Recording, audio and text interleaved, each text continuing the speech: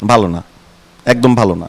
অনেক বড় লোক, অনেক টাকার গরম, কিছু হলেই টাকা দিতে চায়, কিছু হলেই গাড়ি নিয়ে এসে হাজির হয়ে যায়। আমি হয়তো বাসে চড়ে আসছি, যে এসি গাড়ি থেকে নামতেছে, সো এটা আসলে আরাম না, ভালো না, মধ্যবিত্তের জন্য এটা একেবারেই ভালো না।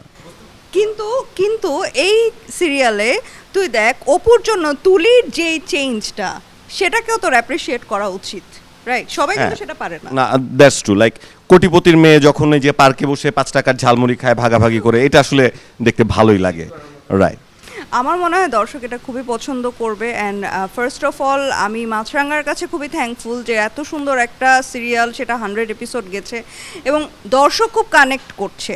দেখা যায় যে একটা এখানে মিডল ক্লাস ফ্যামিলির যে প্রত্যেকটা আপস অ্যান্ড ডাউনস, তার সাথে যে উচ্চবিত্ত ফ্যামিলির সাথে যে কমিউনিকেশনটা, সেখানে অনেক গ্যাপ আছে। তো এই জিনিসগুলো আমার কাছে মনে হয় দর্শকের অনেক নিজের গল্পের সাথে আমাদের গল্পগুলো মিলে যাবে। আমাদের সম্পর্কের যে ক্রাইসিসটা, উত্থান পতন, সব কিছু আসলে দর্শকের সাথে।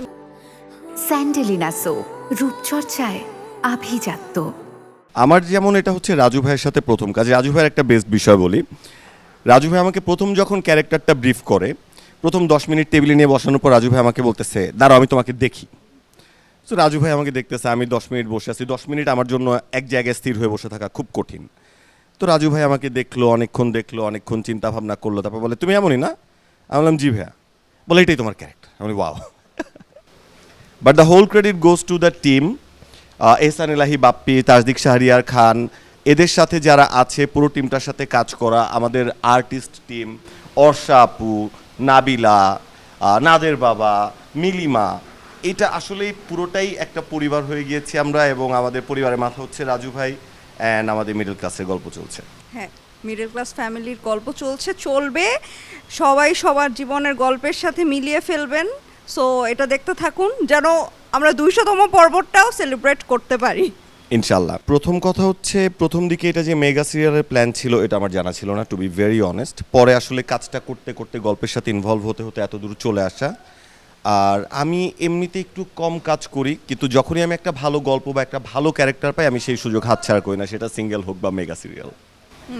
আমার ক্ষেত্রে যেটা, যে এর আগে আমি যেমন সিটি লাইফে কাজ করেছি, সো সেম টিমের সাথে আমার আবার কাজ করার সুযোগ হয়েছে, এটা আমার কাছে অনেক বড় একটা ব্যাপার। এবং সেই টিমের সাথেই যখন আমি মিডল ক্লাস ফ্যামিলির স্ক্রিপ্টটা পাই, আমার কাছে স্ক্রিপ্টটা খুব ভালো লেগেছে, গল্পটা আমার খুব ভালো লেগেছে। সেই জায়গা থেকে অবশ্যই না বলার তো কোনো প্রশ্নই আসে না, উল্টো আরও মানে ডাবল খুশি হয়ে গেছি যে আমার এই টিমের সাথে আবার মানে আমার কাজ হচ্ছে। কারণ আমার কাছে মনে হয়েছে যে রাজু ভাইয়ের এই পুরো টিমটা আমার কাছে সেকেন্ড হোমের মতো।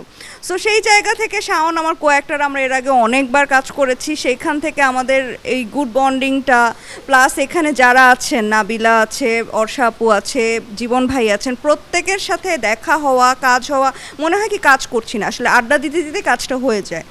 সো সেই জায়গা থেকে আসলে সিরিয়ালটা, আর আমার কাছে মনে হয় যে serial is a very good thing, কারণ সিরিয়ালটা তো দীর্ঘ সময় চলতে থাকে। মনে হয় দর্শক আসলে নিজেদের পরিবারের সাথে সিরিয়ালটাকেও কানেক্টেড করে ফেলে তাদের পার্সোনাল লাইফের সাথে।